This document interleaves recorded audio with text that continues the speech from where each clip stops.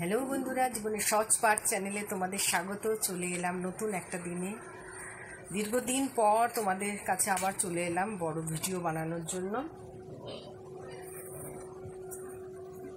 সময়ের অভাবে long video বানাতে পারিনি।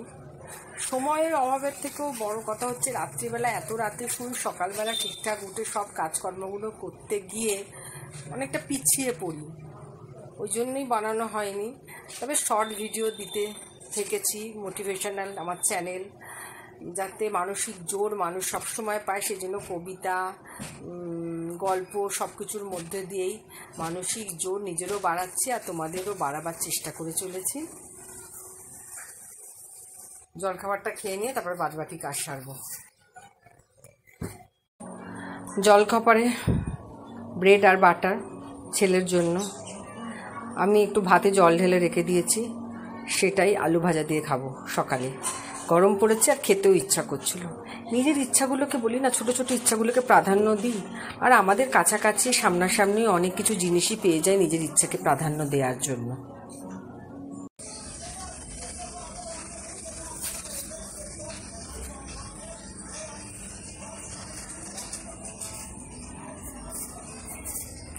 কোনো কিছুতে যদি আমরা সফল হই তাহলেই আমাদের যোগ্যতার বিচার হয়, কিন্তু না হলে যে আমরা যদি যোগ্যও হই, যদি সফল না হই, তাহলে কিন্তু আমাদের গুণের বিচার সঠিকভাবেও হয় না।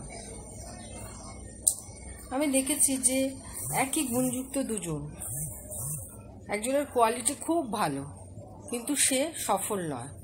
সফলতা মানে হচ্ছে সে, এখন তো সফলতা মানে হচ্ছে আর্নিং, তা সে সেইভাবে হয়তো রোজগার করতে পারে না, কিন্তু যে তার থেকে কম জানে কিন্তু রোজগার তার থেকে বেশি, তার মূল্যায়ন অনেক ভালোভাবে করা হয়, লোকে তার সম্বন্ধে অনেক ভালো ভালো কথা বলে। কিন্তু আর একজন, সে হয়তো তার থেকে ভালো জেনেও সেই জায়গাটাতে পৌঁছাতে পারে না। তাকে সময় আমার ছেলেকেও বলি, হয়তো তুই ভালো আঁকতে পারিস, কিন্তু তোমার কাজ যদি তুমি ঠিকঠাক না করতে পারো, একটা ঠিক চাকরির ব্যবস্থা না করতে পারো, হয়তো তোমার সঠিক মূল্যায়ন হবে না। এখন হয়তো অনেকে বলতে পারে, হ্যাঁ যে করার সে মূল্যায়ন করবে, কিন্তু একজনকে নিয়ে তো সমাজ নয়। সমাজ মানে তো অনেকজন মানুষের সমাহার, সেই অনেক জনের মতামতকে তো প্রাধান্য দিতে হবে। সুতরাং আমরা যতই বলি না কেন, ও অন্যের কথা বাদ দাও, কিন্তু অন্যের কথা মাথায় নিয়েই আমাদের চলতে হয়। তাই এখন ওকে বলি যে আর 3-4 বছরের মধ্যে নিজেকে আপগ্রেড করে নিয়ে একটা কিছু জোগাড় করতে হবে, নিজের কাজটাকে প্রাধান্য দিতে হবে। আমরাও ভেবেছিলাম, কিন্তু তখন ওই বুদ্ধিতে সব কিছুতে ভয় পেতাম। হয়তো সেই সময়টা এসএসসি পরীক্ষা দিলে একটা কিছু ব্যবস্থা হতো, কিন্তু হয়নি সেই সময়। পরবর্তীকালে যাও বা এসএসসি দিলাম, একটা ব্যবস্থা হলো, কিন্তু ওই কিছুই হলো না। তবে সেই নিয়ে বেশি ভাবি না। জীবনটা কাটছে, সুস্থভাবে কাটছে, স্বাভাবিকভাবে কাটছে। সুস্থ মানে আমি শারীরিক সুস্থতার কথা বলছি না, মানসিক সুস্থতার কথা বলছি। তো এইভাবে চলে গেলেই হলো। আর সারা দিন তো আমরা কাজের মধ্যেই আছি। বাড়িতে একজন যদি কেউ কাজের না থাকে, সবাই যদি ওই টাকা পয়সার খোঁজ খবর নিতে বেরিয়ে পড়ে, তাহলে সংসারটা কিন্তু অচল হয়ে পড়ে। সংসারে একজন কাউকে দরকার আছে যে ঠিকঠাকভাবে পরিচালনা করে অন্য সবাইকে বাইরে বেরিয়ে যেতে সাহায্য করবে, তাদের আর্নিংয়ের পথটাকে আরও সুগম করবে। কারণ তারা যদি শারীরিক দিক থেকে সুস্থ থাকে, ভালো থাকে, তবেই তো তারা দৌড়ঝাঁপ করে তারপরে সব কিছুকে ঠিকঠাক করতে পারবে। এতে প্রয়োজন সবার আছে, যে ঘরে থাকে তার যেমন প্রয়োজন আছে, আর যাদের বাইরে বেরোয় তাদেরও প্রয়োজন আছে। আমি তো মনে করি যে সংসারে প্রত্যেকের প্রয়োজন আলাদা আলাদা, সুতরাং প্রত্যেককে আলাদা আলাদাভাবে গুরুত্ব দিতে হবে। তোমাদের তো এর মধ্যে দেখা হয়নি, এর মধ্যে বিছানার চাদর টাদর আমি প্রায় কেচে নিয়েছি।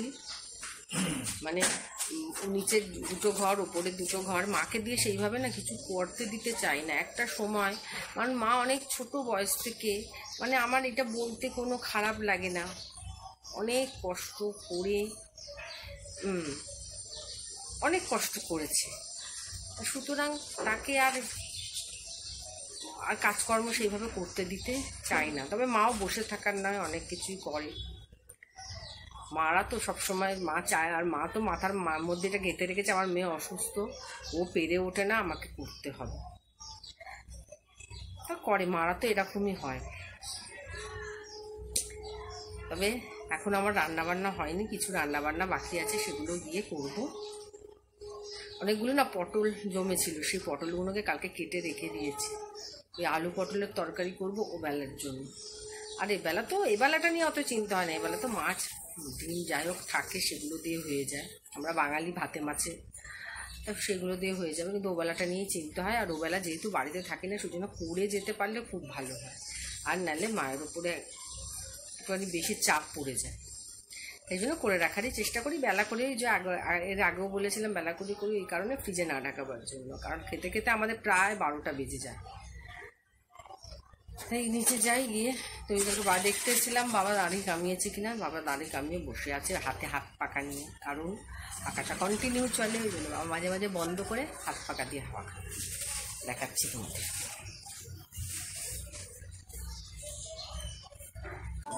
যাই হোক, এবার রান্না করতে যাই। দেখেছো তো বাবা কিরম হাত পাকায় হাওয়া খাচ্ছে। এইভাবেই আমাদের সাধারণ সাদা মেটা জীবন।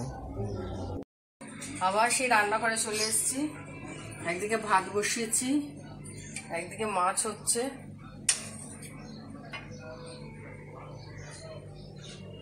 আর গরম বিভৎস পড়েছে, যদিও নিচের তলাটা ঠান্ডা, উপর তলাটাও ঠান্ডা, কারণ তার উপর তো 3 তলা 4 তলা আছে।